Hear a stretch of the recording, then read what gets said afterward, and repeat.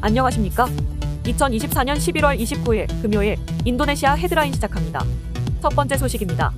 조태열 외교부 장관은 이탈리아 피우지에서 열린 G7 외교장관회에 참석하기에 수기오노 인도네시아 외교장관과 첫 회담을 가졌습니다. 조 장관은 수기오노 장관의 취임을 축하하며 한인미 간 특별 전략적 동반자 관계 심화를 위해 협력을 강화하자고 제안했습니다. 이어 농촌개발, 산업인력 양성, 방산 등 주요 분야에서 양국 간 협력 확대의 중요성을 강조했습니다. 수기오노 장관은 한국의 경제 발전 경험과 첨단 기술을 높이 평가하며 산업 인력 양성 및 조선업 등 분야에서의 협력을 통해 인도네시아의 다운스트림 정책과 양국 관계 강화에 기여하길 희망한다고 밝혔습니다. 또한 식량 안보와 무상급식 등 다양한 분야에서의 협력 확대 의지를 표명했습니다. 문화 교류에 대해서도 양국 장관은 한 목소리를 냈습니다. 수기오노 장관은 한류 확산이 인도네시아의 대중문화와 생활에 큰 영향을 미치고 있다며 최근 신태용 감독의 축구 국가대표팀 성과를 예로 들어 한국에 대한 관심이 더욱 커지고 있다고 전했습니다. 조 장관은 양국 국민 간 활발한 문화 인적 교류가 관계 발전의 근간이 되는 만큼 이를 지속 확대해 나가길 희망한다고 밝혔습니다. 한편 북한의 대륙간 탄도미사일 발사 등 도발에 대해 의견을 나누며 국제사회에 단합된 대응 필요성에 공감했습니다. 조 장관은 아세안 핵심 국가인 인도네시아의 적극적인 지지를 요청하며 2025년 한국의 미타 의장국 수임과 에이펙 정상회의 성공적 개최를 위한 협력을 당부했습니다. 양국은 지정학적 불확실성 속에서도 인태지역과 국제사회의 평화와 번영을 위해 긴밀히 협력하기로 합의했습니다. 다음 소식입니다. 프라보워 수비안토 대통령은 G20 정상회의에서 향후 15년 내로 석탄을 포함한 모든 화석 연료 발전소를 폐쇄하겠다고 밝혔습니다. 프라보워 대통령은 인도네시아는 풍부한 재생에너지 잠재력을 보유하고 있다며 재생에너지 발전량을 75기가와트 이상으로 확대하겠다고 발표했습니다. 이어 이번 계획이 당초 목표했던 2060년 탄소 중립 달성 시점을 2050년으로 10년 앞당길 수 있을 것이라고 자신감을 드러냈습니다.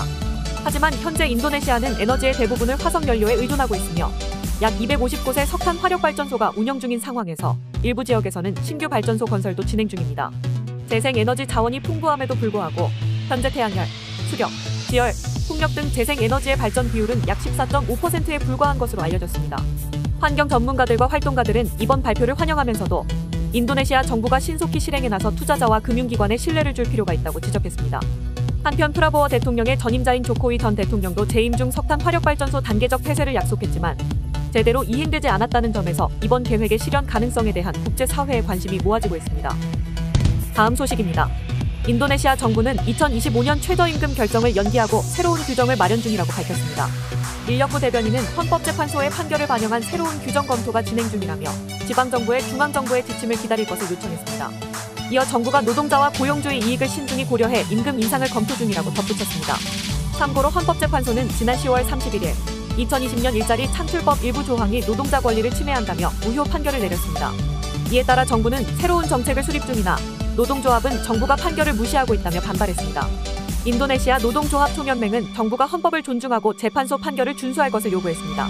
노동계는 8에서 10%의 최저임금 인상과 일자리 창출법의 일부 조항 삭제를 요구하며 요구가 받아들여지지 않을 경우 전국적인 파업을 경고했습니다. 인력부는 2023년 정부 규정을 최저임금 산정 기준으로 사용하지 않을 것이라고 확인하며 새로운 산정 공식은 논의 중이라고 밝혔습니다.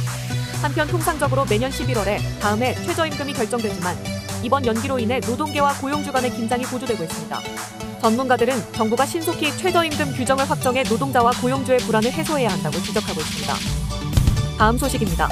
인도네시아에서 마약 운반 혐의로 사형을 선고받은 필리핀 여성 벨로소가 14년 만에 본국으로 송환됩니다. 페르디난드 마르코스 필리핀 대통령은 10년 이상의 외교 노력 끝에 인도네시아 정부와 협의를 통해 송환을 합의했다고 발표했습니다. 그는 이번 결정이 두 나라의 깊은 동반자 관계를 반영한다며 프라보워 수비안토 대통령에게 감사의 뜻을 전했습니다. 참고로 벨로소는 2010년 인도네시아 입국 당시 여행 가방에 2.6kg의 헤로인을 숨겨 밀반입하려다 체포되어 사형을 선고받았습니다. 하지만 그의 가족과 인권단체는 마약 범죄 조직에 속아 억울한 누명을 썼다며 구명운동을 벌였습니다. 필리핀 정부는 벨로소를 유인한 지인을 체포하고 인신매매 혐의로 기소했으며 벨로소를 검찰 증인으로 지정했습니다.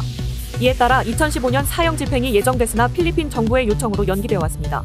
인도네시아 법무인권부 장관은 프라보워 대통령이 송환을 승인했으며 송환 절차는 다음 달 이뤄질 가능성이 크다고 밝혔습니다.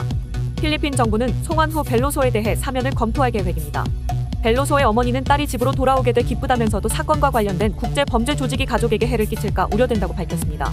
한편 이번 송환은 정의와 동정심을 바탕으로 한 필리핀과 인도네시아의 협력 관계를 보여주는 사례로 평가받고 있습니다. 다음 소식입니다. 시니어 토탈케어 서비스 케어닥이 베트남, 미얀마에 이어 인도네시아와의 협약을 통해 글로벌 간병 인력 영입에 박차를 가한다고 밝혔습니다. 케어닥은 인도네시아 주요 간병 교육 전문 기관들과 협약을 맺고 대규모 간병 인력 송출을 위한 기반을 다졌습니다. 이번 협약으로 동남아 3개국의 12개 전문 기관과 협력 체계를 구축하며 국내 간병 시장 안정화에 기여할 예정입니다.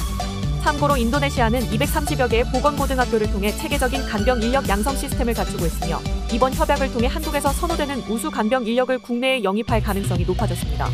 협약 기관들은 간병 전문 교육을 통해 국제적 품질을 인정받고 있으며 이들 인력은 국내 적응을 위한 언어, 문화, 의료 시스템 교육을 거쳐 현장에 투입될 계획입니다. 케어닥은 동남아 3개국 협력을 기반으로 필리핀, 라오스 등 추가 국가와의 협력도 검토 중입니다. 이를 통해 글로벌 우수 인재풀을 확대하고 국내 간병 시장의 안정화를 도모하며 서비스 품질 향상을 목표로 하고 있습니다. 또한 국내외 네트워크를 강화하며 초고령화 사회에 대비한 전문 간병 돌봄 시스템 구축에 힘쓰고 있습니다. 박재병 케어닥 대표는 이번 협약은 글로벌 간병 인력 영입 및 육성을 위한 안정적인 시스템 구축의 중요한 발판이라며 앞으로도 간병 시장의 투명한 성장과 서비스 품질 개선을 선도해 시니어 돌봄의 새로운 기준을 제시하겠다고 밝혔습니다. 다음 소식입니다. 인도네시아 수마트라 섬이 본격적인 우기에 접어들면서 폭우로 인한 산사태와 홍수가 발생해 인명피해가 잇따르고 있습니다. 지난 25일 북수마트라주 카로 지역에서는 며칠간 지속된 폭우로 구름지 마을의 흙과 바위, 나무 등이 쏟아져 내려 24일에만 6명이 사망하고 어린이 2명을 포함한 4명이 실종되었습니다. 앞서 23일에는 인근 바닥 나와스 지역에서도 산사태로 주택 여러 채가 무너져 어린이 2명을 포함한 일가족 4명이 사망하는 등 피해가 이어지고 있습니다. 인도네시아 구조당국은 부상자와 피해자를 안전한 곳으로 대피시키고 실종자 수색 작업을 진행 중이라고 밝혔습니다. 참고로 인도네시아는 10월부터 이듬해 3월까지 이어지는 우기 동안 많은 비로 인해 홍수와 산사태가 자주 발생합니다. 지난해 12월에도 북수마트라주 산간 마을에서 산사태와 홍수가 발생해 12명이 인근 토바 호수로 떠내려갔으며 이 중 1명의 시신만 발견되고 11명은 여전히 실종 상태입니다. 기상당국은 앞으로도 폭우가 계속될 것으로 예상되므로 주민들에게 각별한 주의를 당부하고 있습니다. 시청해주셔서 감사합니다. 다음 시간에 뵙겠습니다.